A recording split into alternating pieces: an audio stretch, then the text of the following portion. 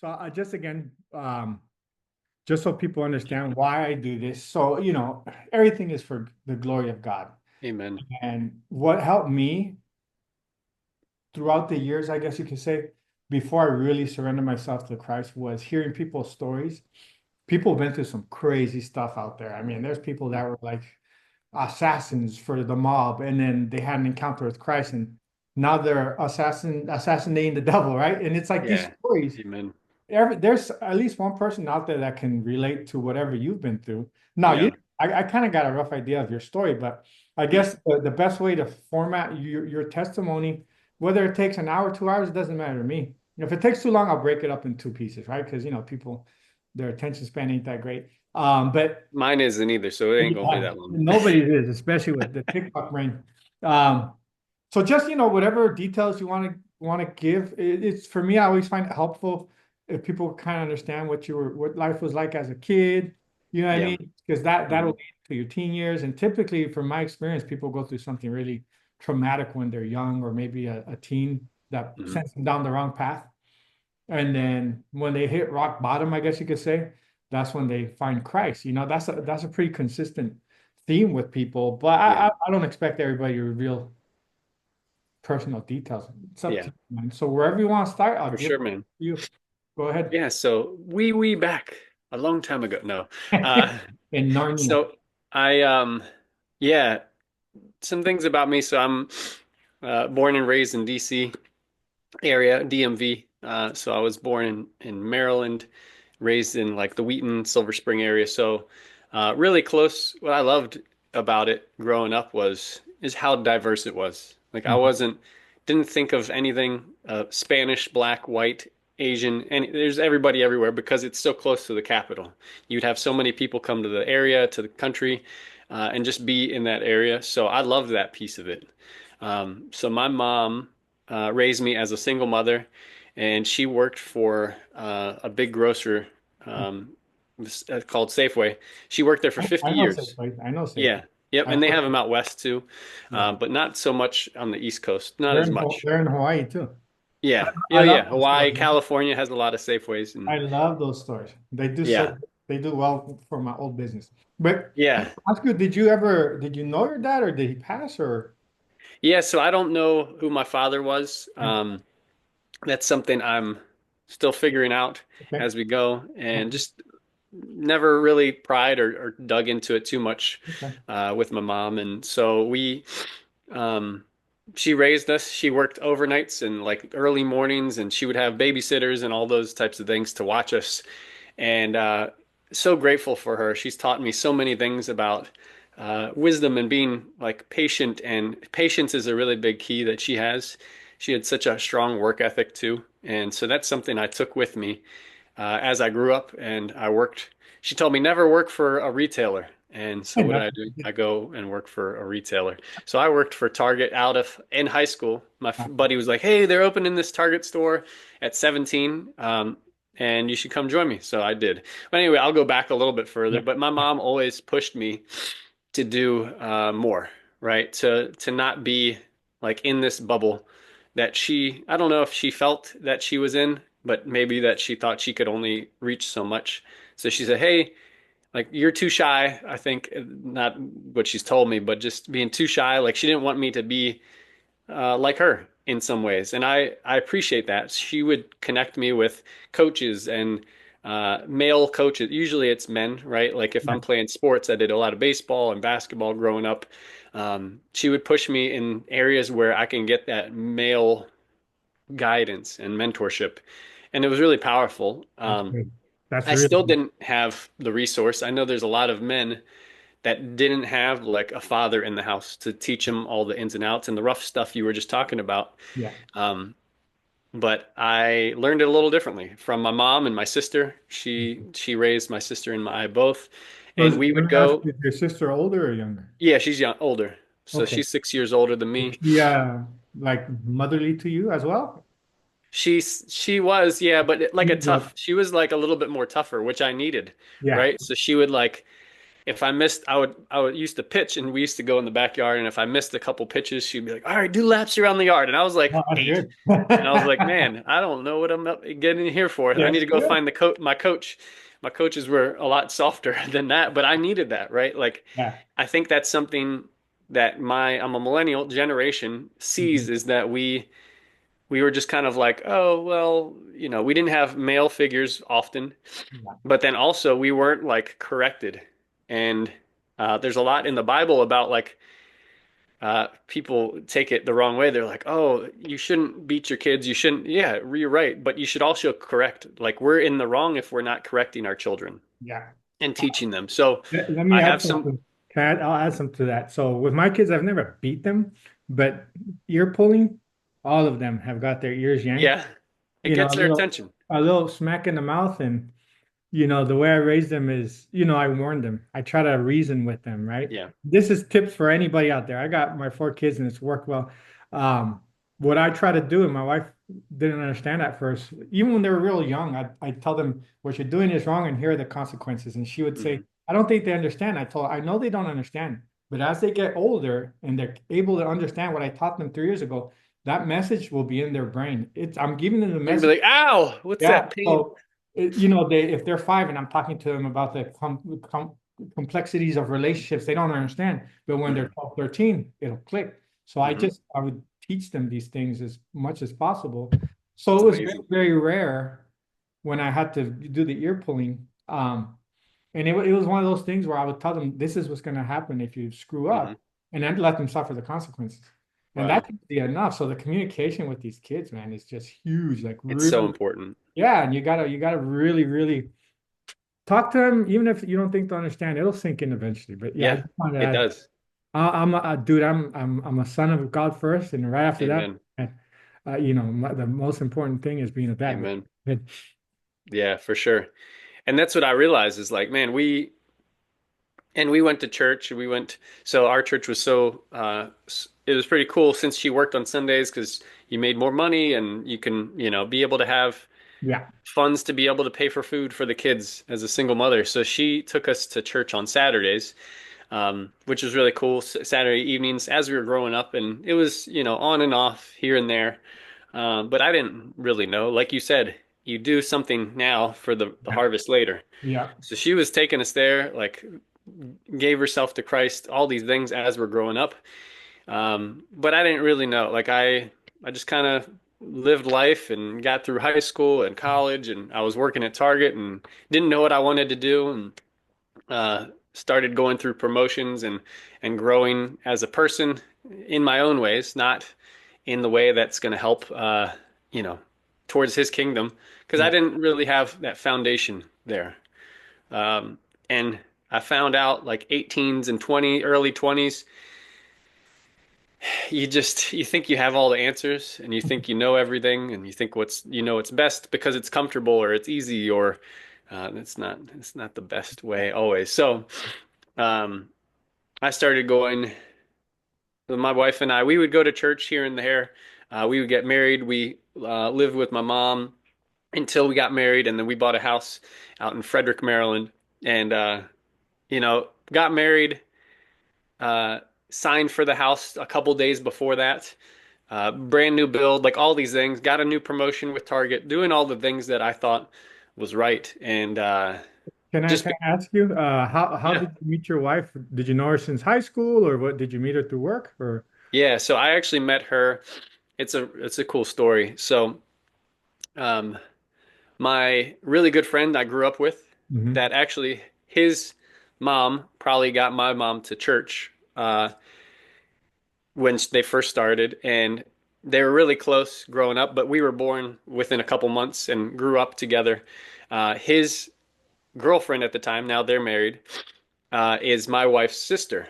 Oh, wow. So I never met my wife until they were going to school in North Carolina, Wilmington area, so it's like a 6-hour drive Mhm. from where we lived.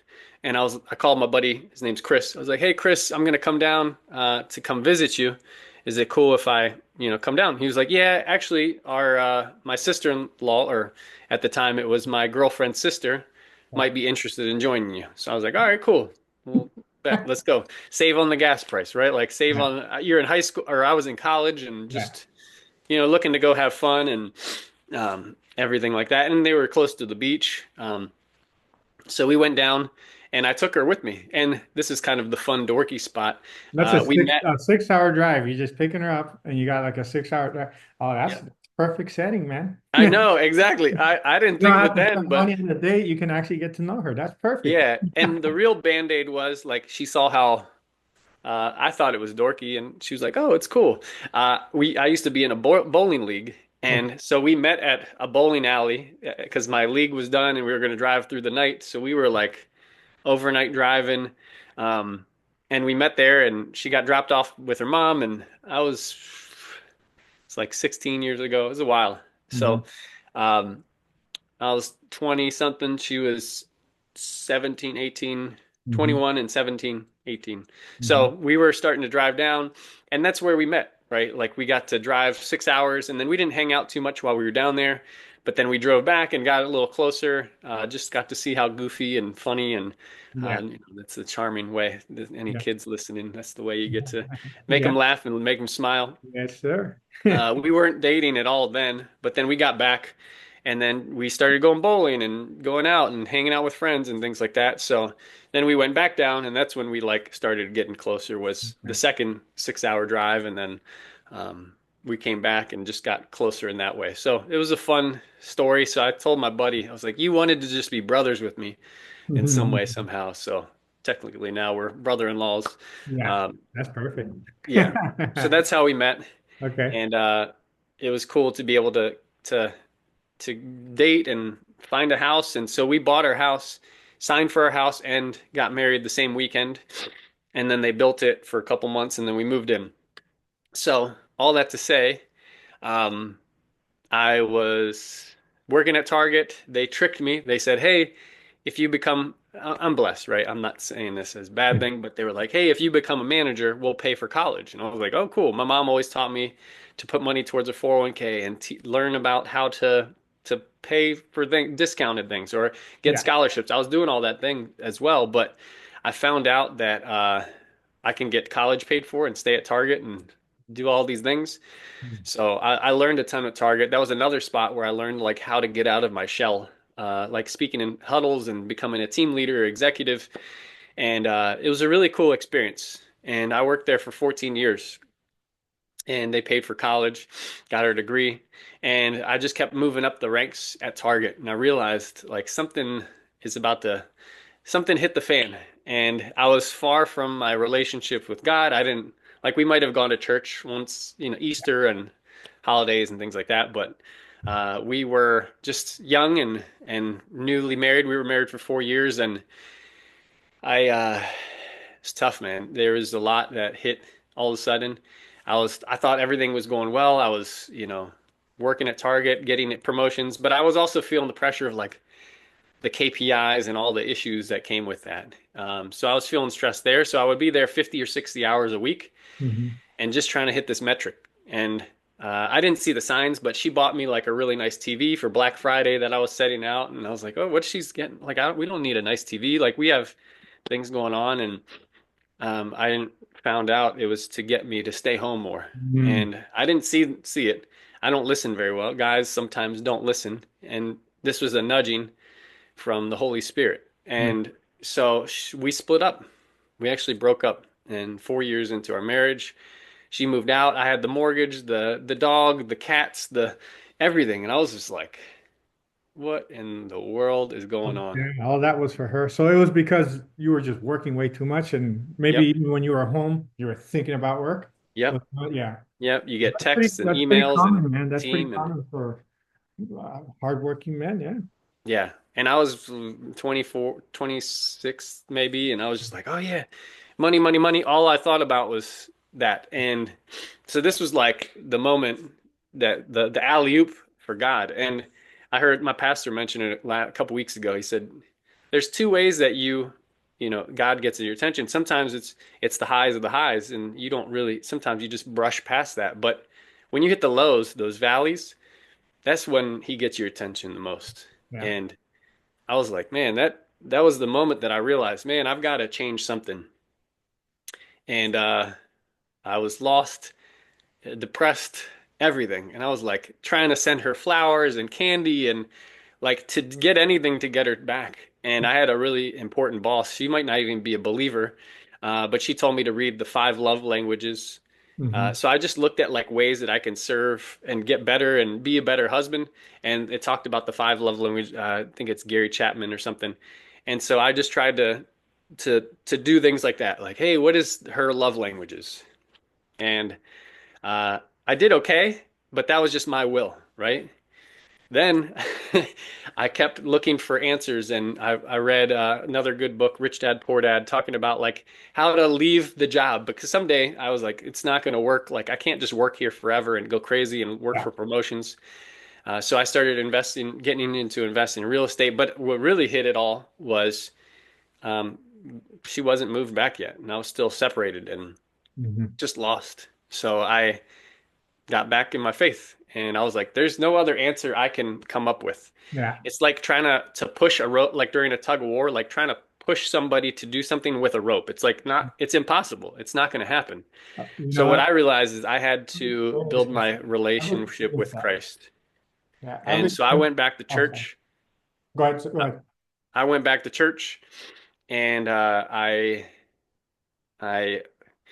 sat near the front all alone, didn't know what I was doing.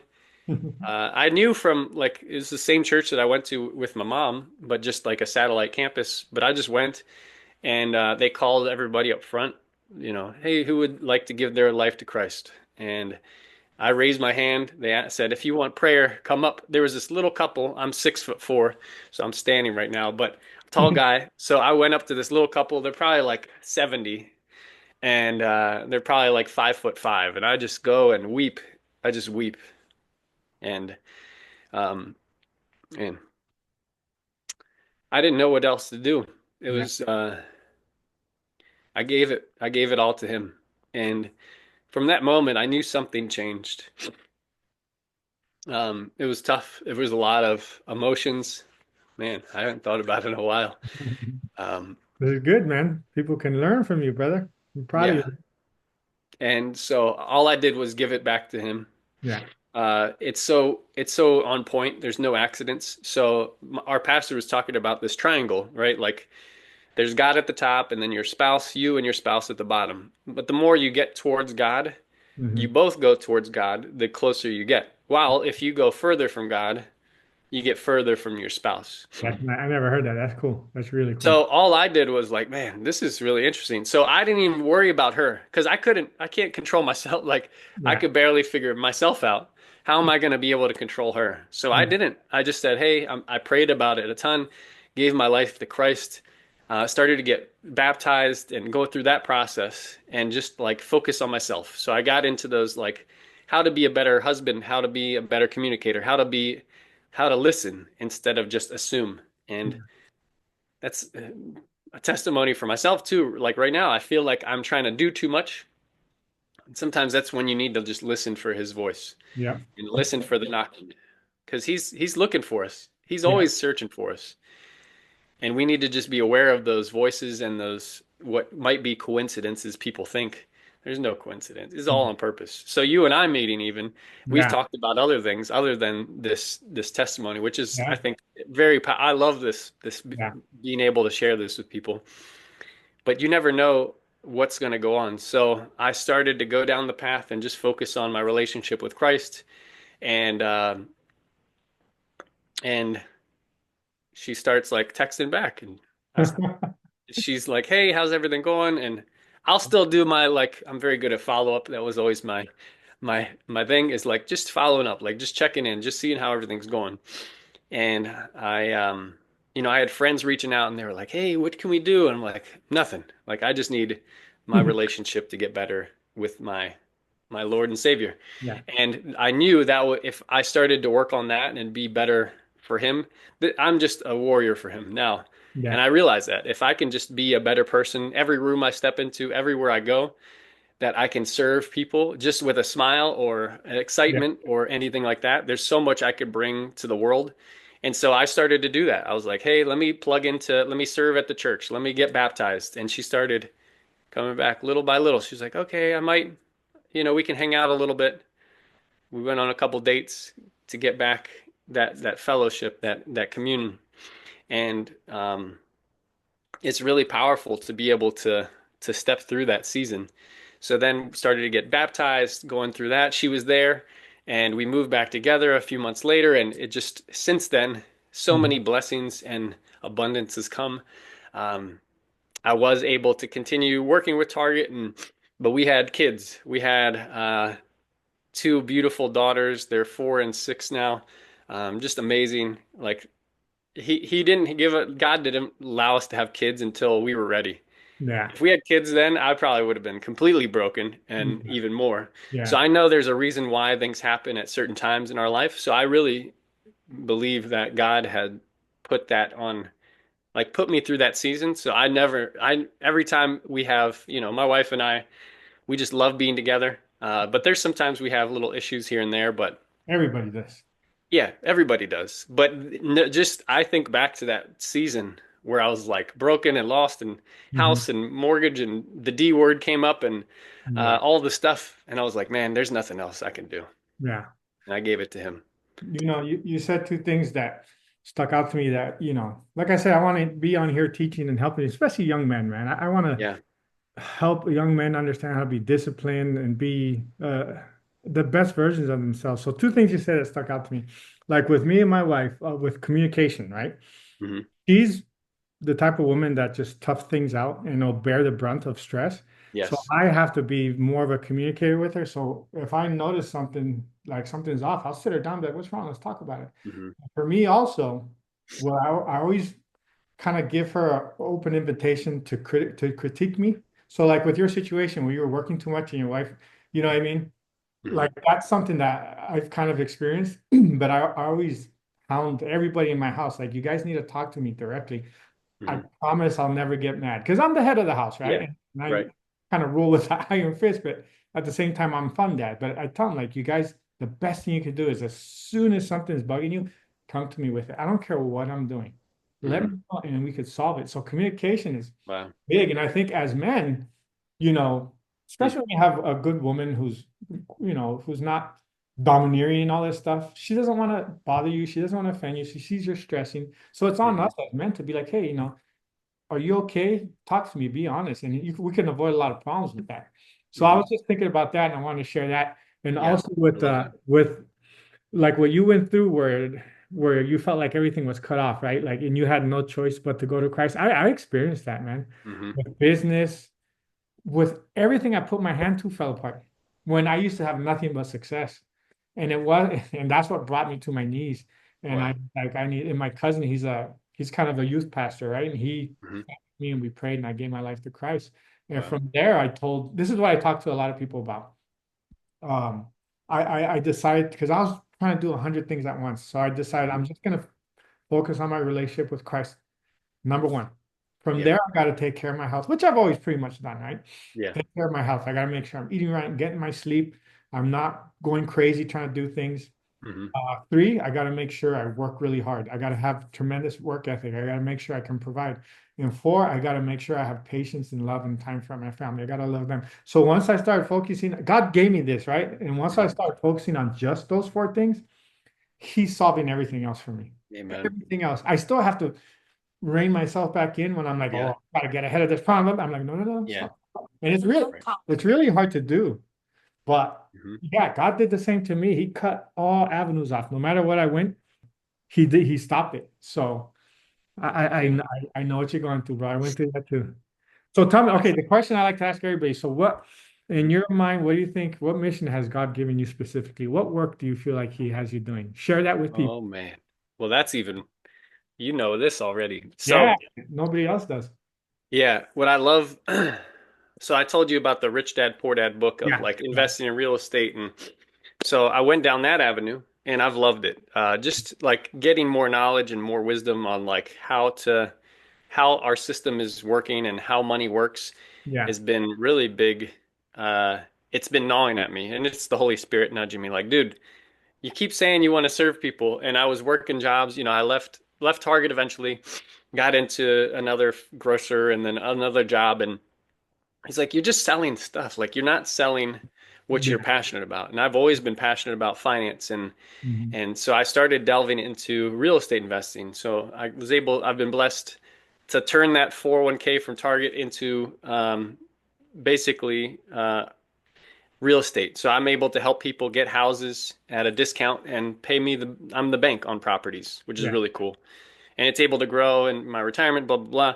But then I started getting into rentals and buy and holds. And I found a property and purchased it with private money it's a sober living property. Mhm. So houses first time mothers recovering from substance abuse. I didn't know going into it how much it would impact, but now like has steered me in this direction. So really awesome nonprofit that leases it from me. But I was like, man, how can I duplicate that more? So now I have focused on finance overall and started to help people. It's nice that I can invest in real estate and help people with housing, but then also being able to help my congregation. There's a lot of people that are lost when it comes to finances and they Yeah. feel like they're just trying to get sold something or they're watching TikToks and reels about how finances are supposed to work. But I love sitting down and I have a business now, an agency that helps families. Our mission statement's no family left behind. I was Yeah. like, man, this is the calling that I've been looking for is finding a system that I can be able to provide for my family, but then also be able to help so many people with Yeah. financial literacy, with financial plans, and we do that all for free. Yeah. So, and another thing that kind of caught me in this business was that we have 5 F's. Faith is number one, family, finance, fitness, and fun. And I was like, man, it sounds like you're four, right? Like that Yeah. you Yeah. focus on. And it's like, how can we push and not push, but guide? I've been guided by the Holy Spirit, Mhm. not with just the real estate, but being able to help families with their finances, to protect assets, to protect their growth, to someday retire so that they can have time, talents, and treasure that they can give back to Him. It's all His anyway, like Yeah. we've said. Yeah.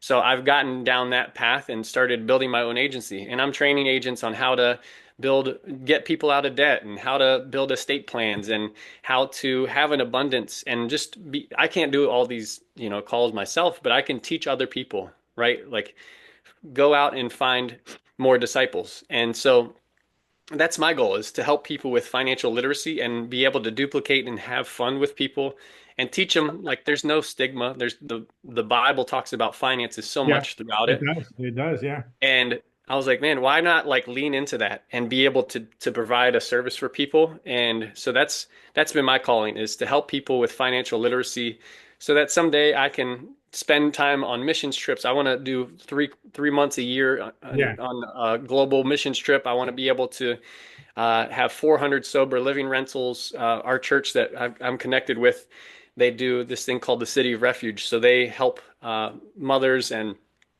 sex trafficked victims get Mm. into housing. They have compounds, 8 or 9 of them around the country. So I was like, man, I've been called to, if it takes the next year, the next 20 years, 40 Mm. years, to be able to help provide housing for that type of thing. And it starts with financial literacy and then being able to expand from there.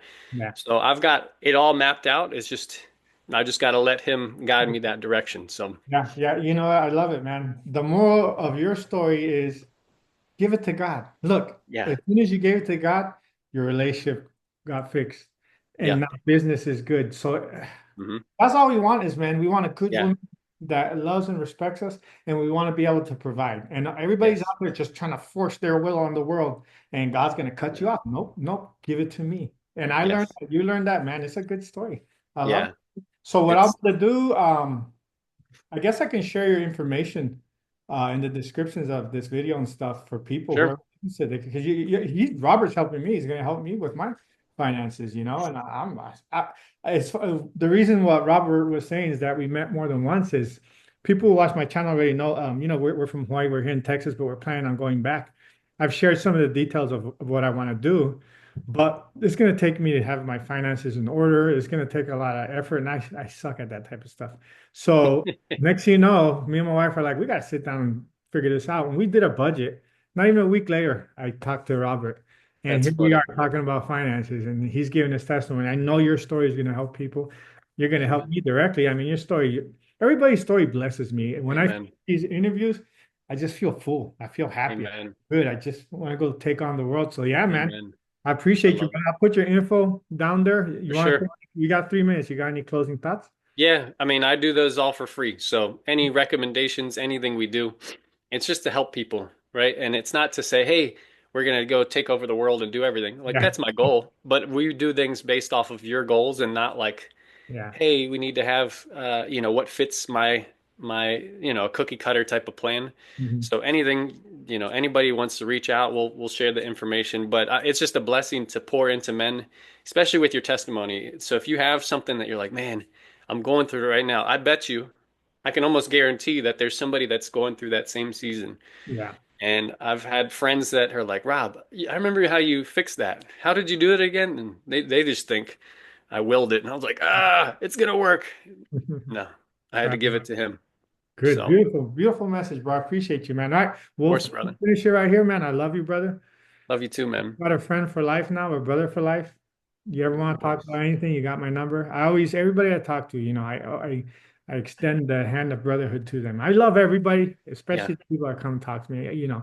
Not everybody wants to do this, and I mean, if God's blessed you, you got to glorify Him. You got to share your Amen. story. So I It's all appreciate you, his. brother. We'll end it right here, and then I'll probably have this up in the next couple of days, and you can go ahead and send me your info so I could put it in the video so people can reach out to you. For Okay, sure. bro?